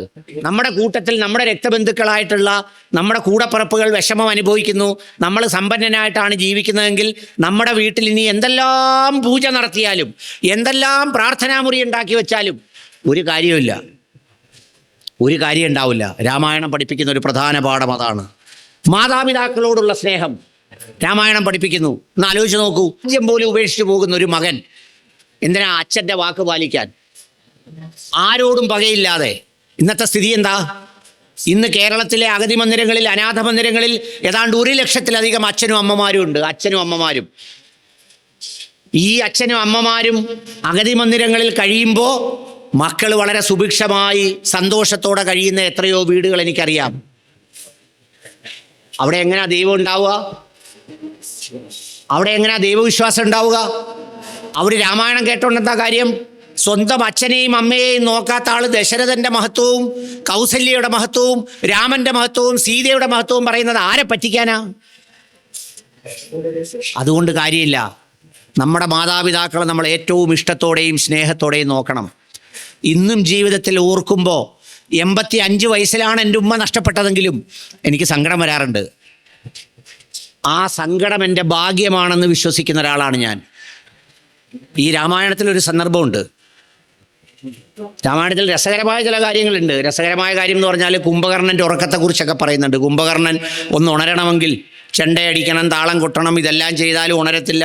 അവസാനം കൊണ്ടുവന്ന് ഭക്ഷണം മൂക്കിൻ്റെ അടുത്ത് വെച്ച് കൊടുക്കുമ്പോൾ കുംഭകർണൻ ചാടി എഴുന്നേക്കുന്നു. അത് കണ്ടപ്പോൾ എനിക്കൊരു കഥ തോന്നി, പറയണമെന്ന് വിചാരിച്ച ആ കഥ. നമ്മുടെ കൂട്ടത്തിൽ കുറേ ആളുകളുണ്ട് ഈ കുംഭകർണനെ പോലെ ഉറക്കമാണ്. പണ്ടൊരു അപ്പാപ്പൻ മരിക്കാൻ കിടന്ന സമയത്ത് അപ്പാപ്പൻ ആ മരണവേളയായപ്പോൾ ചുറ്റിനും നിന്ന മക്കളോടെല്ലാം അപ്പച്ചൻ പറഞ്ഞു, ഞാൻ എൻ്റെ അനുജന് 5 ലക്ഷം രൂപ കൊടുക്കാമെന്ന് പറഞ്ഞിട്ടുണ്ട്. എൻ്റെ സ്വത്തിൽ നിന്ന് 10 സെൻറ്റ് എൻ്റെ ഇളയ പെങ്ങൾ സുഭദ്രയ്ക്ക് കൊടുക്കണം, വേറൊരു സുഭദ്രയ്ക്ക് 10 സെൻറ്റ് കൊടുക്കണം. അപ്പം 2-3 മക്കൾ അടുത്ത് നിന്ന് പറഞ്ഞ്, അച്ചാച്ചന് ഓർമ്മയില്ലാതെ ഏതാണ്ടൊക്കെ പറയുക. ഇത് കഴിഞ്ഞ് കൃത്യമായിട്ട് ഇതെല്ലാം പറഞ്ഞിട്ട് മൂപ്പിലാൻ പറഞ്ഞ്, SBI ബാങ്കിൽ കിടപ്പുണ്ട് 15 ലക്ഷം രൂപ, വേറൊരു ബാങ്കിൽ കിടപ്പുണ്ട് 1.5 കോടി രൂപ, വേറൊരിടത്തുനിന്നില്ല അയാൾ തരാനുണ്ട് 15 ലക്ഷം രൂപ. അപ്പം ഈ മക്കൾ പറഞ്ഞ്, അച്ചാച്ചൻ ഓർമ്മ വരുന്നു. അച്ചാച്ചൻ അന്നേരം ഓർമ്മ വരുന്നു. കൊടുക്കാൻ പറഞ്ഞപ്പോൾ ഓർമ്മയില്ല, കിട്ടാൻ പറഞ്ഞപ്പോൾ ഓർമ്മ വരുന്നു. നമ്മുടെ കൂട്ടത്തിലുള്ള ഒത്തിരി ആളുകൾക്ക് ആർക്കെങ്കിലും എന്തെങ്കിലും കൊടുക്കുന്ന കാര്യം പറയുമ്പോൾ ഓർമ്മയില്ല. ഇപ്പം ഈ സഹോദരന് വല്ലതും കൊടുക്കണമെന്ന് പറഞ്ഞാൽ ഓർമ്മ പോയി, സഹോദരൻ വല്ലതും തരണമെന്ന് പറഞ്ഞാൽ ഓർമ്മ വന്നു. ഞാൻ ഈ കുംഭകർണൻ്റെ ഉറക്കം കണ്ടപ്പോൾ ഞാനിത് ഒരുപാട് കണ്ടിട്ടുള്ളതാണ്. നമ്മൾ ചില സഹോദരങ്ങളെ വിളിക്കും, നിങ്ങളുടെ സഹോദരിയല്ലേ കഷ്ടപ്പാടുമായിട്ടൊരു വീടില്ലാതെ നടക്കുന്നു, അപ്പം അവൾക്ക് അങ്ങനെ ബുദ്ധിമുട്ടുണ്ടോ? അവൾ ഇതുവരെ അമ്മ അടുത്ത് പറഞ്ഞിട്ടില്ലല്ലോ, അത് ഞാനൊന്ന് പരിശോധിക്കട്ടെ എന്നൊക്കെ പറയുന്ന കേട്ടാൽ തോന്നും ഇത് ഫോൺ വെച്ചിട്ട് പുള്ളി പരിശോധിക്കുകയാണ്. അപ്പം പുള്ളിയുടെ ഓർമ്മ പോയി. അതൊരു പ്രത്യേകതരം അസുഖമാണ്. ആ അസുഖത്തിൻ്റെ പേര് മാലിനിയാസോസോ ഇല്ലിനിക്ക എന്ന് പറയും. അതങ്ങനെ മാറുന്ന സൈസ് ഒരു അസുഖമല്ല. അപ്പം അതുകൊണ്ട് നമ്മൾ അങ്ങനെയുള്ളവരാവരുത്. നമ്മുടെ മാതാപിതാക്കളോട് ഏറ്റവും നല്ല ഇഷ്ടത്തിൽ പെരുമാറുന്നവരായിരിക്കണം. ഞാൻ അതുകൊണ്ടാണ് ഈ ഓച്ചിറ പരബ്രഹ്മ ക്ഷേത്രത്തിൻ്റെ ഏറ്റവും വലിയ ഭാഗ്യം, അനാഥർക്ക് ഈ പറയുന്ന ഭക്ഷണം നൽകുന്നു എന്ന് പറയുന്ന ഭക്തി ഉണ്ടല്ലോ, ആ ചേർത്ത് പിടിക്കലിൻ്റെ ഭക്തിയാണ് ഏറ്റവും വലിയ ഭക്തി. ഞാൻ 1946 SK പൊറ്റക്കാട് എന്ന് പറയുന്ന എഴുത്തുകാരൻ ഓച്ചിറ അമ്പലത്തെ പരിചയപ്പെടുത്തിയപ്പോൾ അഗതികളുടെയും അനാഥരുടെയും ആലയമായ ക്ഷേത്രം എന്ന തലക്കെട്ടിൽ എഴുതിയ ഒരു ലേഖനം എനിക്ക് കാണാനിടയായി. ഞാനതെടുത്ത് ക്ഷേത്രഭരണ സമിതിയെ ഏൽപ്പിച്ചിരുന്നു. ഈ ക്ഷേത്രത്തിൻ്റെ പ്രത്യേകത, ഈ അന്നദാനം അല്ലെങ്കിൽ ഇത് ഉച്ചയ്ക്ക് കഴിക്കാൻ വരുന്നതിനകത്ത് വലിയ പ്രത്യേകതയൊന്നുമില്ല. അത് ഈ മഹാഭാരതവും ഭാഗവത പാരായണവും എല്ലാം നടക്കുമ്പോൾ എപ്പോഴാണ് തെള്ളെന്ന് ചോദിച്ചാൽ 12 മണി മുതൽ 1:30 മണി വരെ തെള്ള്. ബാക്കിയുള്ള സമയത്തൊക്കെ അയാൾ അവിടെ ഇരുന്ന് പാടുക. ഈ മൈക്കുകാരൻ പോകത്തില്ല, കാരണം അവൻ്റെ മൈക്ക് കേടാവും എന്നുള്ളത് കൊണ്ട് അവനും അവിടെ ഇരിപ്പുണ്ട്, പാട്ടും നടക്കും. പക്ഷേ ഭക്ഷണത്തിൻ്റെ സമയമാകുമ്പോൾ നമ്മളെല്ലാവരും വന്നത്, അയ്യോ അതൊരു പുണ്യമാണ്, അയ്യോ അത് കഴിക്കാതിരിക്കാനൊക്കത്തില്ല, ഞങ്ങൾ വർഷങ്ങളായിട്ട് കഴിച്ചുകൊണ്ടിരിക്കുന്നത്. അപ്പോൾ ഇത് കേൾക്കുന്നതോ അത് പ്രത്യേകിച്ച് കാര്യമൊന്നുമില്ല, ഇതൊരു പുണ്യമാണ്. അങ്ങനെ വിചാരിക്കുന്നതുകൊണ്ട് കാര്യമില്ല. നമ്മുടെ മാതാപിതാക്കളോട് ഭക്തിയുള്ളവരായിരിക്കണം. പിന്നെ അതുപോലെ തന്നെ വേറൊരു കാര്യമാണ്, രക്തബന്ധത്തിൻ്റെ സ്നേഹത്തിനപ്പുറത്തും മനുഷ്യർക്കിടയിൽ നല്ല സ്നേഹബന്ധങ്ങൾ സൂക്ഷിക്കാനാണ് രാമായണം പറയുന്നത്. അതാണ്. ഗുഹൻ്റെ കഥയിലൂടെ പറയുന്നത് അതാണ്. രാമൻ കാട്ടിലായിരിക്കുമ്പോൾ രാമനെ കാണാൻ ചെല്ലുന്ന ആളുകളോട് രാമൻ ഈ നാട്ടിലെ അലക്കുകാരെക്കുറിച്ച് ചോദിക്കുന്നുണ്ട്. അവർക്കെല്ലാവർക്കും സുഖമാണോ, അവർക്കെല്ലാവർക്കും സന്തോഷമാണോ എന്ന് പറഞ്ഞാൽ അന്ന് ഈ നാട്ടിലെ ന്യൂനപക്ഷ വിഭാഗത്തിൽപ്പെടുന്നവരാണവർ. യഥാർത്ഥത്തിൽ രാമൻ തങ്ങളെക്കാൾ ശക്തിയില്ലാത്ത, തങ്ങളെക്കാൾ കുറഞ്ഞ, എണ്ണത്തിൽ കുറഞ്ഞ ചെറിയ വിഭാഗം ആളുകളോടും ഏറ്റവും നീതിയോടെ പ്രവർത്തിച്ച ആളാണ് ശ്രീരാമൻ.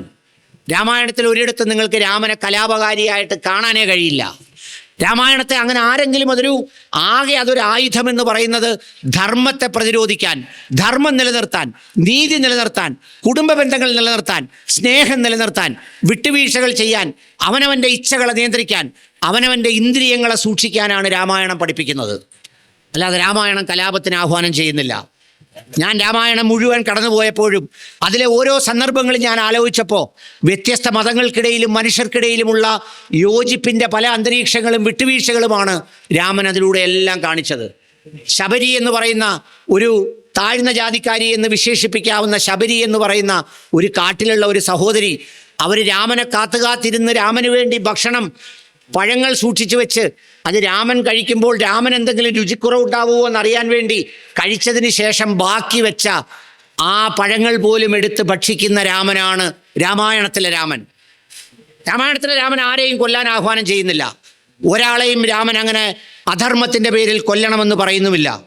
രാമൻ കൊന്നത് മുഴുവൻ സ്വന്തം ഇച്ഛകളെയാണ്, വിരോധത്തെയാണ്, വൈരാഗ്യത്തെയാണ്, പകയാണ്, അധികാരത്തോടുള്ള ആർത്തിയെയാണ് രാമൻ കൊന്നത് മുഴുവൻ. സാഹോദര്യത്തിൻ്റെയും സ്നേഹബന്ധത്തിൻ്റെയും കഥകളാണ് രാമൻ പറഞ്ഞത് അധികവും. ഇന്ന് ലോക സൗഹൃദ ദിനമാണ്. യഥാർത്ഥത്തിൽ നമ്മളെ തോൽപ്പിക്കാൻ കഴിയുന്നത് നമ്മുടെ ഏറ്റവും വലിയ സുഹൃത്തിനാണ്. ഈ ലോക സൗഹൃദ ദിനമായ ഇന്ന് പോലും നമുക്ക് രാമായണത്തിൽ ഉദാഹരണങ്ങൾ തേടിയാൽ ഹനുമാനോളം ഏറ്റവും വിശ്വസ്തനായ ഒരു സുഹൃത്തിനെ നമുക്ക് രാമായണത്തിൽ നിന്ന് കണ്ടെത്താൻ നമുക്ക് സാധിക്കും. അങ്ങനെ ഒരുപാട് മനുഷ്യ ജീവിതത്തിൻ്റെ സമസ്ത മേഖലകളെയും സ്പർശിച്ചതാണ് രാമായണം. അതുകൊണ്ട് ഈ രാമായണ മാസത്തിൽ നിങ്ങൾ വന്നിരുന്ന് ഇതുപോലൊരു ക്ഷേത്രം എന്ന് പറഞ്ഞാൽ മനുഷ്യരെ ഉൾക്കൊള്ളുന്ന ക്ഷേത്രത്തിൽ, വിവിധ മനുഷ്യരായ എല്ലാവരെയും ഉൾക്കൊള്ളുന്ന ക്ഷേത്രത്തിൽ, വലിയ കോടീശ്വരൻ മുതൽ ഭിക്ഷക്കാരൻ പോലും ഈ മണ്ണിൽ പുരണ്ട, ചെളിയിൽ പുരണ്ട ഈ അന്തരീക്ഷത്തിൽ കിടന്നാൽ ഒരാൾ പോലും ചോദിക്കില്ല നിനക്കിവിടെ എന്ത് സ്ഥാനമെന്ന്. എൻ്റെ വിശ്വാസവുമായി ഈ ക്ഷേത്രത്തിനകത്തേക്ക് കയറിയാൽ ഒരാളും ചോദിക്കില്ല അനിൽ മുഹമ്മദിന് എന്ത് പരബ്രഹ്മക്ഷേത്രത്തിൽ സ്ഥാനമെന്ന്. ഒരിക്കലും ചോദിക്കാനാവാത്തവണ്ണം പരബ്രഹ്മവും അതിൻ്റെ ഭക്തിയും അതിൻ്റെ സ്ഥാനമാനങ്ങളും അതിൻ്റെ നന്മകളുമൊക്കെ ചേർത്ത് വെക്കുന്ന ഒരിടം കൂടിയാണ് ഈ ക്ഷേത്രം. അതുകൊണ്ട് തന്നെ ഈ ക്ഷേത്രത്തിനെ അതിൻ്റെ സ്പിരിറ്റിൽ, അതിൻ്റെ ഉൾക്കൊള്ളലിൽ നിലനിർത്തേണ്ടത് ആവശ്യവുമാണ്. അതുകൊണ്ട് ഇവിടുത്തെ രാമായണ പ്രഭാഷണം എന്ന് പറയുമ്പോൾ ഞാനിപ്പോൾ എന്നെ കേൾക്കുന്ന രാമായണ പ്രഭാഷണം കേൾക്കുന്നവരിൽ പ്രത്യേകമായി ഏതെങ്കിലും ഒരു വിഭാഗത്തെ മാത്രം അടയാളപ്പെടുത്താനോ അങ്ങനെ നിലനിർത്താനോ സാധ്യമല്ല.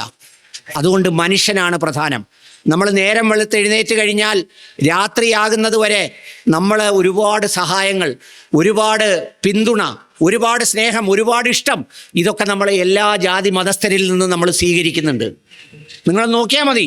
ഒരു വാഹനത്തിൽ കയറുമ്പോൾ, ഒരു ആശുപത്രിയിൽ പോകുമ്പോൾ, ഒരു കടയിൽ നിന്നൊരു സാധനം കൂടി കഴിക്കുമ്പോൾ ഇവിടെ എല്ലാം ഉണ്ട്. നമ്മളാരും വിചാരിക്കുന്നത് പോലെ ഹിന്ദുവിൻ്റെ ശത്രു മുസ്ലിം അല്ല. ഹിന്ദുവിൻ്റെ ശത്രു കപട ഹിന്ദുവാണ്. മുസ്ലിമിൻ്റെ ശത്രു ഹിന്ദു അല്ല, കപട മുസ്ലിമാണ്. ഈ പേരും പറഞ്ഞ് ആളുകളെ പറ്റിക്കാൻ അല്ലെങ്കിൽ അത്തരം സംഗതികളുമായി നടക്കുന്നവരാണ് യഥാർത്ഥത്തിൽ ഒരു മതത്തിൻ്റെ ശത്രു. യഥാർത്ഥ മതം രാമായണം മുന്നോട്ട് വെക്കുന്ന സ്നേഹം, രാമായണം മുന്നോട്ട് വെക്കുന്ന ഉൾക്കൊള്ളൽ, രാമായണം മുന്നോട്ട് വെക്കുന്ന ധാർമ്മികത, രാമായണം പറഞ്ഞു തരുന്ന മിത്രസ്നേഹം, രാമായണം പറഞ്ഞു തരുന്ന ഭക്തി, രാമായണം പറഞ്ഞു തരുന്ന മാതാപിതാക്കളോടുള്ള കടമയും ബാധ്യതയും, പ്രകൃതിയോടുള്ള സ്നേഹം, ധർമ്മത്തോടുള്ള ഇഷ്ടം, അത് പുലരുന്നൊരു നാളേക്ക് വേണ്ടി പ്രാർത്ഥിക്കാൻ. അവിടെയാണ് ഈ ഗായത്രി മന്ത്രത്തിൻ്റെയും രാമജപത്തിൻ്റെയും ഒക്കെ ഏറ്റവും പ്രധാനപ്പെട്ട തലം ഉയർന്നു നിൽക്കുന്നത്. അവിടെയാണ് നമ്മൾ ബുദ്ധി ഉപയോഗിക്കണമെന്ന് പറയുന്നത്.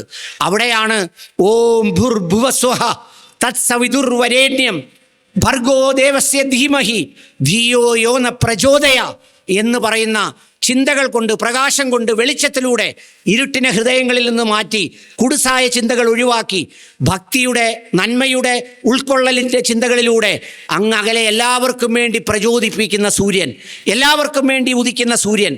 എന്തിനാണ് സൂര്യനെ മുകളിൽ ഉയർത്തിയത്? എന്തുകൊണ്ടാണ് സൂര്യനെ ഒരു പ്രത്യേക സ്ഥലത്ത് മാത്രം ഉദിപ്പിക്കാതിരുന്നത്? മുകളിൽ ഉയർത്തിയത് എല്ലാ മനുഷ്യർക്കും പ്രകാശം കിട്ടുന്നതിനാണ്. നമ്മളെന്തിനാണ് ഈ മുകളിൽ ബൾബിടുന്നത്?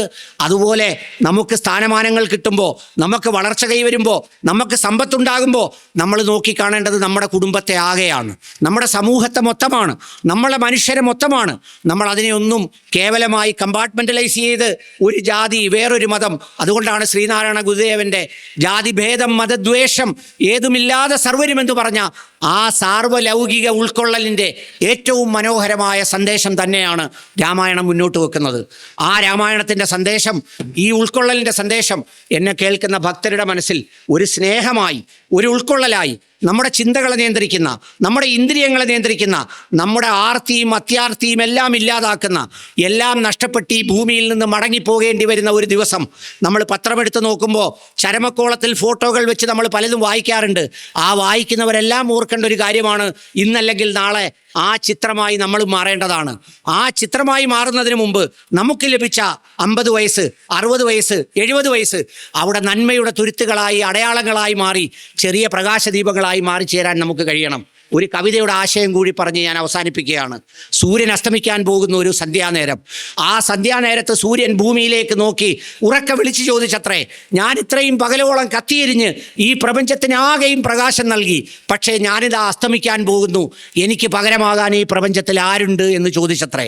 ആ ചോദിച്ചപ്പോൾ ഒരു മിന്നാമിനുങ്ങ് ഭൂമിയിൽ നിന്ന് ചന്ദ്രനെ നോക്കി വിളിച്ചു പറഞ്ഞത്രേ, നിനക്ക് പകരമാകാൻ എനിക്കാവില്ല സൂര്യ, നീ കത്തിജ്വലിക്കുന്ന തീ ജ്വലിക്കുന്ന ഗോളമാണ്, നിനക്ക് പകരമാകാൻ എനിക്കാവില്ല. പക്ഷേ എൻ്റെ ഉള്ളിൽ, എൻ്റെ പുറകിൽ, എൻ്റെ മുതുകിൽ ഒരു ചെറിയ പ്രകാശമുണ്ട്, ഒരു മിന്നാമിനുങ്ങായ ചെറിയ ജീവിയുടെ ഒരു ചെറിയ പ്രകാശം.